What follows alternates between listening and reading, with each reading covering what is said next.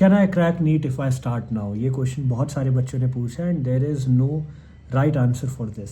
अगर आप चाह रहे हो कि मैं मना कर दूं कि नहीं भाई नहीं हो सकता, क्रैक बहुत लेट हो गया, तो वो मैं करूँगा नहीं। और अगर मैं ओपनली बोल दूं हाँ हाँ क्रैक हो जाएगा, बहुत ईजी है, तो वो भी गलत आंसर है।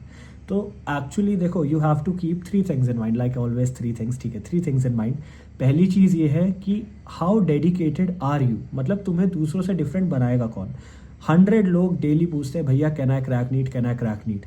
उन 100 में से 99% बच्चे वो होते हैं जो येस या नो का आंसर सुनने का वेट करते हैं और उसके बाद गिव अप कर देते हैं। अगर मैं तुम्हें बोलूँ कि नहीं कर सकते तुम क्रैक नीट, क्या तुम उसे एक्सेप्ट कर लोगे? और अगर मैं तुम्हें बोलूँ तुम क्रैक कर सकते हो लेकिन खाली 1% चांस है, क्या तुम उस 1% चांस के लिए वर्क करोगे? It all depends on how dedicated you are. Second चीज़ is how bad do you want it. ठीक है, तुम्हारे अंदर डेडिकेशन है, you are ready to work, but do you actually want to crack NEET? क्या तुम अपने ड्रीम्स के लिए इतना अपने आप को पुश करने को रेडी हो कि अगर सब लोग तुम्हें बोले कि नहीं है पॉसिबल, फिर भी तुम उस चांस को लेके बैठो कि यार हो सकता है तो मैं ट्राई करूँगा? Do you want that? Do you actually want to be that? क्योंकि अगर तुम नहीं चाहते हो तो देखो, बहुत लोग भरे पड़े हैं जो ऑनलाइन तुम्हें बोलेंगे, डिमोटिवेट करेंगे, नहीं कर सकते नहीं कर सकते। You can listen to them और 40-50 डेज पहले नीट के गिव अप कर दो, कोई दिक्कत नहीं है, अगले साल फिर ट्राई कर लेना। तुम्हें भी पता है, देखो हर साल क्लास 12th में बच्चे तो लिमिटेड ही आते हैं ना, लेकिन हर साल नंबर ऑफ नीट के एस्पिरेंट्स क्यों बढ़ रहे हैं? ऐसा इसलिए क्योंकि majority of NEET aspirants dropper होते हैं। ये वही ड्रॉपर्स होते हैं जो दूसरों की बातें सुन के डीमोटिवेट हो जाते हैं। If you want to be one of them, you can definitely go and do that. The third चीज़ एंड मोस्ट इंपॉर्टेंट चीज़ is how you manage your time. चलो मैंने तुम्हें बोल दिया तुम नीट क्रैक कर सकते हो, चलो तुम you want it bad enough and तुम्हारे अंदर वो आग भी है कि भैया 1% चांस है, I will fight for that chance. तुम अपने टाइम को मैनेज कैसे करते हो? क्योंकि truth be told it is very tough. अभी तुम अगर स्टार्ट कर रहे हैं, अभी अगर तुम्हारा स्कोर 250s के आसपास है, 300s के आसपास है, it is very tough. How will you manage your time? अपने लिमिटेड टाइम में तुम किन चीज़ों पे फोकस करोगे, कैसे फोकस करोगे, क्या पढ़ोगे? तुम्हें भी पता है और मुझे भी पता है कि अभी इतना कम टाइम बचा है कि अभी लंबे लंबे लेक्चर लगाने बैठोगे तो सारा टाइम वहीं निकल जाएगा। क्वेश्चन प्रैक्टिस कब करोगे, वीक एरियाज़ को टारगेट कब करोगे, एनसीईआरटी कवर कब करोगे, पीवाईक्यू कब कवर करोगे, मोस्ट एक्सपेक्टेड एरियाज़ कब कवर करोगे, एनालिसिस कब कवर करोगे, है ना? और तुमने भी देखा होगा ऑनलाइन लोग कहते हैं मल्टीपल टाइम्स मैंने एनसीईआरटी पढ़ी, तो ऐसा भी नहीं सिर्फ एक बार पढ़नी है। तो ये सब चीज़ें करोगे कब? तो इसके लिए एक बहुत सॉलिड चीज़ जो तुम्हें चाहिए, दैट इज़ टाइम मैनेज करने की स्किल। अब टाइम मैनेज करने की स्किल जो है वो एक्सपीरियंस से आती है। एक बार जब बंदा देखता है ना कि यार ये चीज़ is not working for me, then he learns कि कैसे मैं टाइम मैनेज करूँ। I have been that person. ठीक है, बहुत समय था जब मुझे खुद नहीं पता था टाइम मैनेज कैसे किया जाए। तो I am speaking out of experience when I tell you this कि पहले वो चीज़ करो जो पेपर में आनी ही आनी है।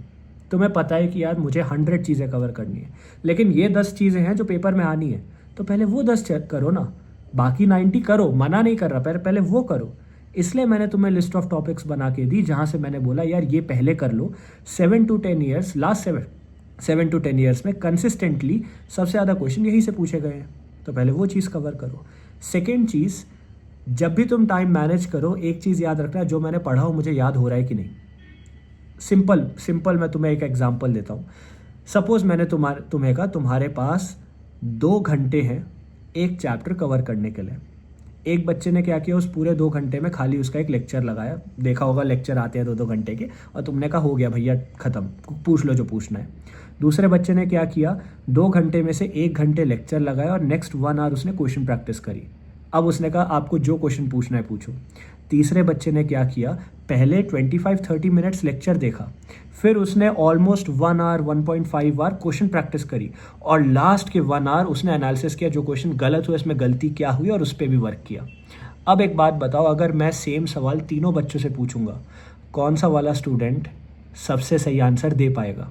थर्ड वाला, राइट? क्यों? क्योंकि उसने थ्योरी भी कवर करी, उसने क्वेश्चन प्रैक्टिस भी करी, क्योंकि at the end of the day मैं उससे थ्योरी नहीं पूछने वाला था, मैं तो क्वेश्चन पूछने वाला था ना। क्वेश्चंस उसने प्रैक्टिस करे, तो मतलब कोई ना कोई क्वेश्चन तो फंस जाता ना उसका, जो मैं पूछता, जो उसने प्रैक्टिस कर रखा था। और थर्ड चीज़, उसने ये भी देखा गलती हो कहाँ रही है, तो एक्टिव रिकॉल भी कर लिया। इसलिए मैं तुम्हें कह रहा हूँ सबसे ज़्यादा क्वेश्चन प्रैक्टिस पे ध्यान दो। इसलिए मैंने तुम्हें कहा था एनालिसिस नोटबुक बनाओ। एनालिसिस नोटबुक तुम्हें पिन पॉइंट करके बताएगी भाई तेरी गलती हो कहाँ रही है। जो बच्चे न्यू है चैनल में, एनालिसिस नोटबुक बनाने का एक तरीका होता है। This is not your mistake notebook, this is not your reaction notebook, या जो भी XYZ नोटबुक तुम्हें यूट्यूबर्स बनाने को बोलते हैं, दिस इज़ समथिंग डिफरेंट। जो भी क्वेश्चन तुमने सॉल्व किया, तुम देखो अगर वो क्वेश्चन तुक्के से तुमने सही किया, वो क्वेश्चन एलिमिनेशन से सही किया, वो क्वेश्चन गलत हो गया, वो क्वेश्चन तुमने छोड़ दिया, या उस क्वेश्चन में कॉन्फिडेंस नहीं है। ये 5 टाइप के क्वेश्चंस अगर हो रहे हैं, क्वेश्चन परफेक्टली सही हुआ छोड़ दो, अगर ये 5 टाइप के क्वेश्चन हो रहे हैं, इनको नोट डाउन करो। नोट डाउन करो कौन से चैप्टर का क्वेश्चन है, कौन से टॉपिक का क्वेश्चन है, एक्चुअल मिस्टेक क्या हुई, calculation mistake, silly mistake, grave mistake, कुछ आता ही नहीं था, कॉन्सेप्चुअल मिस्टेक, लैंग्वेज प्रॉब्लम, क्या मिस्टेक हुई। Once you note that down, उसके बाद तुम लिखो कि इसका सही आंसर होना क्या था, कौन सी इक्वेशन यूज़ होनी थी, कौन सा फॉर्मूला यूज़ होना था, ऑल दैट। जब तुम बाद में रिवीजन करने जाओ तो तुम्हें ढूंढना नहीं पड़ेगा भाई कौन से चैप्टर का कौन सा टॉपिक रिवाइज करूं, क्योंकि एनालिसिस नोटबुक तुम्हारे पास रेडी है। इसको खोलो, इसको फ्लिप थ्रू करो, अच्छा ये गलती हुई थी मेरे से, यहाँ गलती हुई थी, जिस चैप्टर का नाम सबसे ज़्यादा वहाँ आ रहा है पहले वो चैप्टर उठाओ, जो टॉपिक सबसे ज़्यादा आ रहा है पहले वो टॉपिक उठाओ। तो इस तरीके से अपना टाइम मैनेज करो, ठीक है। एक और इम्पॉर्टेंट पॉइंट मैं बता देता हूँ, टाइम कम हो तो भाई पहले वो क्वेश्चन करो जो बहुत बार आए हैं। एक तो एनालिसिस करके मैंने तुम्हें बता दिया मेरी लिस्ट ऑफ टॉपिक्स, दूसरा क्या है ये तो जान लो कि पेपर में पूछे कैसे जाते हैं, क्वेश्चन पूछते कैसे हैं, फ्लो क्या होता है, किस लेवल के क्वेश्चंस होते हैं, कैसे पता करोगे, PYQ करके। तो PYQ सॉल्व करो, एनालिसिस करो, डू दिस, ठीक है, ये सबसे पहले करो। थर्ड और सबसे इंपॉर्टेंट चीज़ ये रहेगी कि टाइम कम है, तुम्हें पता है NTA के पास कुछ रूल्स हैं जो वो नहीं तोड़ सकते हैं। क्या है वो रूल, पेपर बनाते समय, चलो अगर तुम NTA होते और तुम्हें नीट का पेपर बनाना होता और तुम्हारे कुछ रूल्स हैं जो तुम नहीं तोड़ सकते। पहला रूल ये है कि तुम NCERT के बाहर नहीं जा सकते। दूसरा रूल ये है कि यार कुछ टॉपिक है, कुछ एरियाज है जो इतने इंपॉर्टेंट है कि हर साल तुम्हें वहाँ से क्वेश्चन डालना ही डालना है। तो बताओ अगर ये 2 रूल बच्चों को पता चल गए तो क्या बच्चों को पहले ये चीज़ नहीं करनी चाहिए। NCERT के बाहर से नहीं आएंगे क्वेश्चन, तो NCERT में सॉल्व्ड एग्जाम्पल इंटेक्स क्वेश्चन, खासकर फिजिक्स केमिस्ट्री के NCERT में solved example Intex question, back exercises, summary, dimensions की टेबल जो समरी के नीचे दे रखी है, पॉइंट्स टू पॉन्डर की टेबल, पहले ये कवर करो। बायो की NCERT में 4 जगह है जहाँ से लास्ट ईयर 73% ऑफ क्वेश्चन पूछे गए थे। वो 4 जगह कौन सी है, जो मेरे फ्रीक्वेंटली वीडियोस देखने वाले बच्चे हैं, तुम तो आंसर करो, वो 4 जगह कौन सी है, एग्जाम्पल, टेबल, डायग्राम, समरी। तो तुम्हें पता है इन 4 जगह से मेजॉरिटी क्वेश्चन ये लोग पूछते हैं, तो पहले ये 4 जगह कवर करो, पहले तुम्हें ये पता चल गया। सेकंड चीज़, कौन से ज़्यादा सबसे ज़्यादा रिपीटेड टॉपिक्स है वो मैंने लिस्ट ऑफ टॉपिक्स में दे दिया। तो इस तरीके से तुम सीक्वेंशियली चलोगे तो चीज़ें ईजी हो जाएंगी। लास्ट पॉइंट होगा मॉक टेस्ट लगाओ, पता करो गलती कहाँ आ रही है, मैं स्टैंड कहाँ करता हूँ। जितने ज़्यादा मॉक टेस्ट लगाओगे उतना बेटर है। मॉक टेस्ट के बाद एनालिसिस करो, सही मॉक टेस्ट लगाओ, ऐसे मॉक टेस्ट लगाओ जहाँ से पेपर एक्चुअली में प्रिडिक्ट हो सके, ऐसे मॉक टेस्ट लगाओ जो पेपर की डिफ़िकल्टी को परख सके और उसके हिसाब से तुम्हें चीज़ें दे।